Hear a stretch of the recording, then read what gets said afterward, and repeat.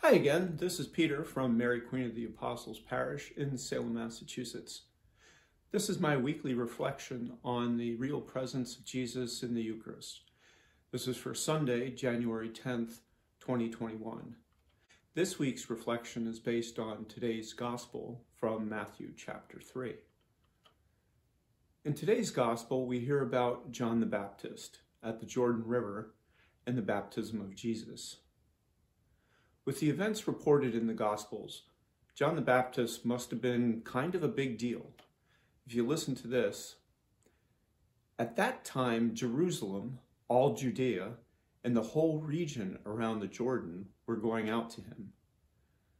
Well, why were they going out to him? And that's because they were being baptized by him in the Jordan River as they acknowledged their sins. The Israelites had not had a prophet in their midst in centuries, but John was now it. So he was attracting quite a big crowd. Well, then Jesus shows up. And think about this. If people were baptized by John as they acknowledged their sins, what did Jesus do? He didn't have any sins to acknowledge. So, of course, John objected. But Jesus insisted, saying he should be baptized to fulfill all righteousness. So John relents, and Jesus goes into the water.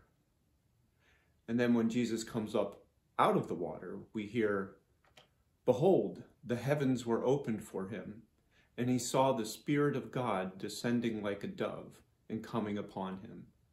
And a voice came from the heavens saying, 'This is my beloved Son, with whom I am well pleased.'" So how can the baptism of Jesus help us to reflect on and encounter the real presence of Jesus in the Eucharist? And guess what? We're not going to use the obvious of, we could look at the host and imagine God the Father saying, "This is my beloved Son." I mean, you could do that, but I have something else for you this week. So Pope Benedict XVI, in his book series entitled Jesus of Nazareth, he started his series with the baptism of Jesus. He explains that although Jesus did not have sins to confess, by entering into waters of baptism, he entered into our condition. He chose to enter into the water in the role of one who suffers for others, a kind of transforming suffering in which he takes upon himself all the sins of the world. He was fulfilling all righteousness because he was doing the will of the Father. And since Jesus did the will of the Father, the heavens were opened. You can look at it this way.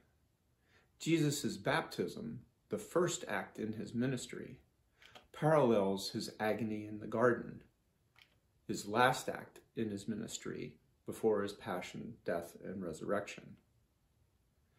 In the agony in the garden, Jesus also prayed to do the Father's will and entered into our sinful condition and transformed us.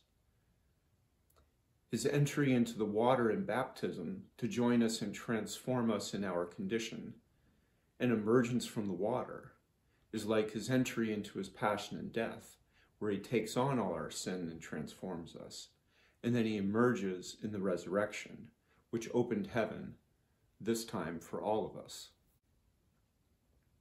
In the Eucharist, because the Blessed Host is truly Jesus, the same Jesus who entered into the waters of the Jordan, and who is someone and not just something, Jesus also transforms us through the Eucharist. He remains in us, and we remain in him.